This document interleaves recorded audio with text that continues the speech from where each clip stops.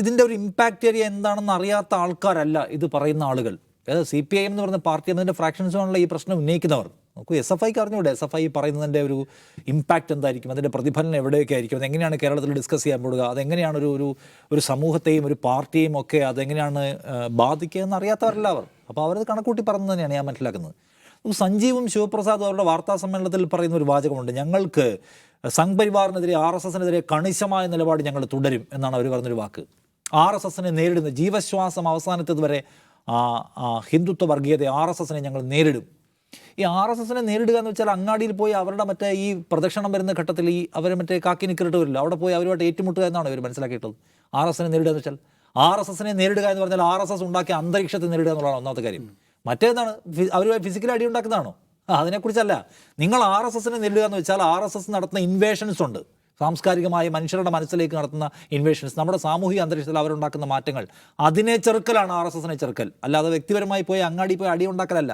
എനിക്ക് തോന്നുന്നു സഞ്ജീവും ശിവപ്രസാദും മനസ്സിലാക്കിയിട്ടുള്ളത് അങ്ങനെയാണെന്ന് തോന്നുന്നു. അതിൽ മറിച്ചാണെങ്കിൽ ഇപ്പോൾ പറഞ്ഞുകൊണ്ടിരിക്കുന്ന കാര്യങ്ങൾ RSS ഉണ്ടാക്കുന്ന നരേറ്റീവിനെ ഒപ്പിച്ചുള്ളതാണെന്ന് അവർക്ക് നന്നായിട്ട് പിടികിട്ടിക്കോട്ടെ. കാരണം എന്താണ്, സൈഫുദ്ദീൻ PCയോട് ഞാൻ പറയുകയാണ്, സൈഫുദ്ദീൻ ഒരു വർഗീയവാദിയാണ്.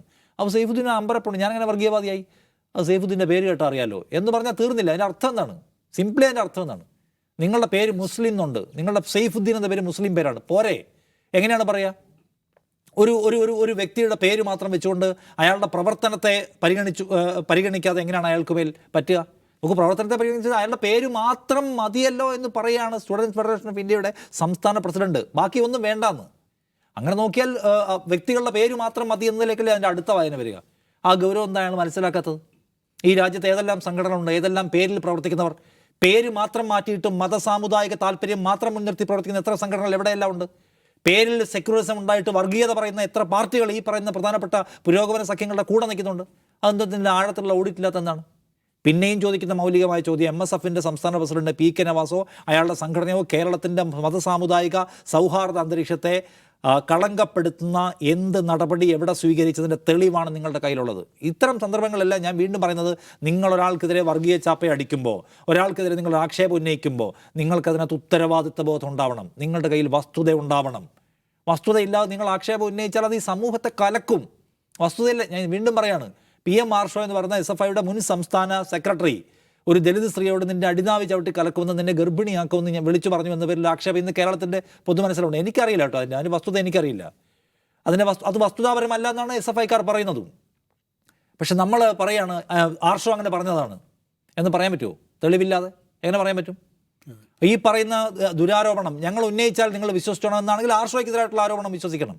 വേറെ ഏതെല്ലാം SFIക്കാർക്കെതിരെ എന്തെല്ലാം ആരോപണം ഉയർന്നു വന്നിട്ടുണ്ട്, അവയെല്ലാം നമ്മൾ വിശ്വസിക്കേണ്ടി വരും. ഞങ്ങൾ പറഞ്ഞാൽ വിശ്വസിച്ചോണമെന്നാണെങ്കിൽ എല്ലാം വിശ്വസിക്കേണ്ടി വരും. അങ്ങനെയാണോ? അപ്പോൾ ബേസ്ലെസ് ആയിട്ടുള്ള സംഗതികൾ ഉയർത്തിക്കൊണ്ട് ആളുകൾക്കെതിരെ വർഗീയ ചാപ്പയടിക്കുന്നതാണ് കാസ. കേരളത്തിലെ പ്രധാനപ്പെട്ട ഒരു ഫേസ്ബുക്ക് ഗ്രൂപ്പാണ്. ഫേസ്ബുക്ക് ഗ്രൂപ്പ് മാത്രമല്ല, കേരളത്തിൽ പ്രവർത്തിക്കുന്നുണ്ട്. അവരാണ് ബേസ്ലെസ് ആയ സംഗതി ഉന്നയിച്ച് ആർക്കെതിരെയും വർഗീയ ആക്ഷേപം ചുമത്തുന്നത്. അതുപോലെയാണോ SFIയെ പോലൊരു സംഘടന പ്രവർത്തിക്കേണ്ടത്, വർത്തമാനം പറയേണ്ടത്? അങ്ങനെയാണോ പ്രവർത്തിക്കുന്നത്? എന്നിട്ട് പറയാണ് വലിയൊരു മിടുക്ക് പോലെ, എന്തോ ഒരു മാസ് ഡയലോഗ് BGM ഇട്ട് ഓടിക്കാൻ പറ്റുമല്ലോ. MSFൻ്റെ പേര് മാത്രം പറഞ്ഞാൽ മതിയല്ലോ എന്ന് വെച്ചാൽ എൻ്റെ പേര് നിഷാദ് എന്നാണ്, അത് മതിയോ? അല്ലെങ്കിൽ ഞാൻ വർഗീയവാദിയാണെങ്കിൽ ഞാൻ ചെയ്ത വർഗീയത എന്താണെന്ന് ഇവിടെ മേശപ്പുറത്ത് വെക്കണം, അല്ലാതെ പറ്റില്ല. അപ്പോൾ ഇത് ആർക്കും മനസ്സിലാവുന്നില്ല. ഞങ്ങൾ കുറേ ആളുകൾ ഈ MSFനെ അങ്ങോട്ട് ചാപ്പയെടുത്ത് ചാമ്പിയാൽ അത് കേരളം മുഴുവൻ എടുത്തോളും, ഒരു പ്രതിരോധവും ഇല്ലാതെ അത് സഹിച്ചോളും. ആൾക്കാർ അതിന്മേൽ ഒരു തരത്തിലുള്ള മറുപടിയും ഇല്ലാതെ, അയ്യോ SFI ചാപ്പ കുത്തിപ്പോയല്ലോ, ഇനി എങ്ങനെ കേരളത്തിൽ അതിജീവിക്കുമെന്ന് ഭയപ്പെടും. ആ കാലമൊക്കെ കഴിഞ്ഞു പോയി, ആ കാലമേ കഴിഞ്ഞു പോയെന്ന് ഞാൻ പറയാം. അതിന് മറുചോദ്യങ്ങൾ സ്വാഭാവികമായിട്ടും ഉണ്ടാവും. ഇപ്പോൾ PK ശശികല അവരെ പിന്തുണച്ചപ്പോൾ ഉണ്ടായ ജാള്യത മറിക്കാൻ വേണ്ടി പിന്നെയും പറഞ്ഞതാണ്. നോക്കൂ, ഞാൻ പറഞ്ഞത് സഞ്ജീവിൻ്റെ വാർത്താ സമ്മേളനത്തിൽ സഞ്ജീവ് പറയുന്നത്, സഞ്ജീവിൻ്റെ മണ്ണാർക്കാട്ടെ പ്രസംഗത്തിന് മറുപടി പറയാൻ PK നവാസ് വിളിച്ച വാർത്താ സമ്മേളനത്തിൽ അദ്ദേഹം ജമാഅത്തെ ഇസ്ലാമിയെ വെള്ളപൂശിയെന്നാണ്. ആ വാർത്താ സമ്മേളനം നവാസ് നടത്തിയില്ലായിരുന്നു കരുതുക, എങ്കിലും അദ്ദേഹം വിശദീകരിക്കണമല്ലോ മണ്ണാർക്കാട്ടെ പ്രസംഗം എന്തിനായിരുന്നുള്ളത്, അത് വിശദീകരിക്കണം. അപ്പോൾ അതിന് മുമ്പുള്ള കഥ പറയാൻ സഞ്ജീവിൻ്റെ കയ്യിൽ ഇല്ലെങ്കിൽ പിന്നെ സഞ്ജീവ് പറഞ്ഞെന്താണ്, ദുരുദ്ദേശത്തോടെയുള്ള PK ശശികല മോഡൽ, കാസ മോഡൽ ആക്ഷേപം ഒരു സംഘടനയ്ക്കെതിരെ ചൊരിയുന്നുള്ളത്. ഞാൻ ഇന്നലെയും കൂടി പറഞ്ഞ ഒരു കാര്യമാണ്, കേരളത്തിൽ ഞങ്ങൾ മതനിരപേക്ഷമാണേ എന്ന വിലാപത്തോടെ ജീവിക്കുന്ന ഒരു പ്രസ്ഥാനം ഉണ്ടെങ്കിൽ അത് ഒന്നാമത്തെ പ്രസ്ഥാനം മുസ്ലിം ലീഗാണ്. അതിനെപ്പോഴും ആദ്യമാണ് ഞങ്ങളുടെ മതനിരപേക്ഷ സർട്ടിഫിക്കറ്റ് പോയി പോകുമോ, അത് നഷ്ടം വരുമോ എന്ന് എപ്പോഴും അത് ആലോചിക്കുന്നത് അതിനെക്കുറിച്ചാണ്. കാരണം ഞങ്ങളുടെ പേര് ഇതായതുകൊണ്ട് ഞങ്ങൾ മതനിരപേക്ഷതയെ ഒരിക്കലും ശല്യപ്പെടുത്താൻ പാടില്ല എന്ന് എപ്പോഴും വിജിലൻ്റായി ജീവിക്കുന്ന ഒരു പ്രസ്ഥാനമാണ് ഇത് കേൾക്കുന്നതെന്ന് ആലോചിക്കണം. അപ്പോൾ പിന്നെ ഇപ്പോൾ ആർക്കും കേൾക്കാം. അപ്പോൾ ഇതിൻ്റെ ബേസിക് പ്രശ്നം തെരഞ്ഞെടുപ്പിന് വേണ്ടിയുള്ള സമവാക്യങ്ങൾ സൃഷ്ടിക്കാനുള്ള പരിപാടിയാണെന്ന് സ്വാഭാവികമായി സംശയിക്കണം. ബാക്കി ഒരു മെറിറ്റ് ഇതിനില്ല സമവാക്യം ഉണ്ടാക്കാൻ. തോറ്റുപോയത് നേരത്തെ സൈഫ് പറഞ്ഞു, തോറ്റു കഴിഞ്ഞാൽ പിന്നെ ഉള്ളടക്കം വർഗീയമാണെന്നൊക്കെ പറഞ്ഞ പഴയ സംഗതികളുണ്ട്. അതാവാം. അതിനെല്ലാം അപ്പുറം നമ്മൾ കാണേണ്ട ഒരു കാര്യം, ഡിവൈഡുകളുടെ സാധ്യതയെ പ്രയോജനപ്പെടുത്താനുള്ള ഹീനമായ രാഷ്ട്രീയ പദ്ധതി പ്രവർത്തിക്കുന്ന സംശയം ഈ നിമിഷത്തിലും കേരളത്തിൻ്റെ മനസ്സിൽ നിൽക്കുന്നു. അതല്ലെങ്കിൽ PK നവാസ് പറഞ്ഞ വർഗീയത എന്താണെന്ന്. വർഗീയത എന്ന് വെച്ചാൽ എന്താണ്? പരമത വിദ്വേഷം. മറ്റേ മതക്കാർ കൊള്ളില്ലാത്തവരാണ്, അവരെ ഇവിടുന്ന് ഓടിക്കണം, അവരെ കൊല്ലണം, അവരെ റേപ്പ് ചെയ്യണം. അതാണ് വർഗീയത.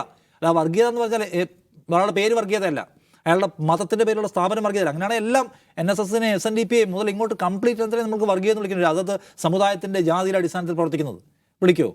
അപ്പോൾ അതുകൊണ്ട് പരമത വിദ്വേഷം എന്താണ് നവാസിൻ്റെ സംഘവും പറഞ്ഞതെന്ന് പറയാതെ ഈ പാപക്കറയിൽ നിന്ന് വിമുക്തരാവാൻ SFI കഴിഞ്ഞ് ഞാൻ വിചാരിക്കുന്നില്ല. നോക്കൂ, ഇന്നലെ നമ്മൾ വീണ്ടും പറഞ്ഞതാണ്, പട്ടിയെ വെട്ടി കൊന്ന കഥ പോലീസ് റിപ്പോർട്ടുണ്ടല്ലോ എന്ന് ജേർണലിസ്റ്റുകൾ ചോദിക്കുമ്പോൾ അത് ഞങ്ങളുടെ ബോധ്യമാണ് എന്നാണ് പറഞ്ഞത്. ഏത് ബോധ്യം? അങ്ങനെ ഒരു ബോധ്യം, അങ്ങനെ ഒരു ബോധ്യമുണ്ടോ?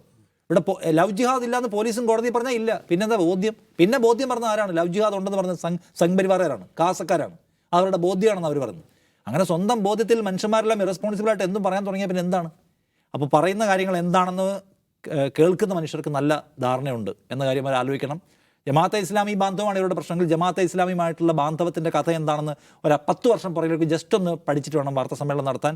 അതിൽ പിണറായി വിജയൻ ജമാഅത്തെ ഇസ്ലാമിയെക്കുറിച്ച് പറഞ്ഞെന്താണ്, ദേശാഭിമാനിയിൽ ജമാഅത്തെ ഇസ്ലാമിയെക്കുറിച്ച് വന്നതെന്താണ്, സഭാ TV ഇൻ്റർവ്യൂവിൽ പാലോളി മുഹമ്മദ് കുട്ടി ജമാഅത്തെ ഇസ്ലാമിയെക്കുറിച്ച് പറഞ്ഞതാണ്. ഇതൊക്കെ ഒന്ന് റെഫർ ചെയ്യാൻ വേണ്ടത് 10 മിനിറ്റ് മാത്രമാണ്. അത് നോക്കിയിട്ട് വേണം.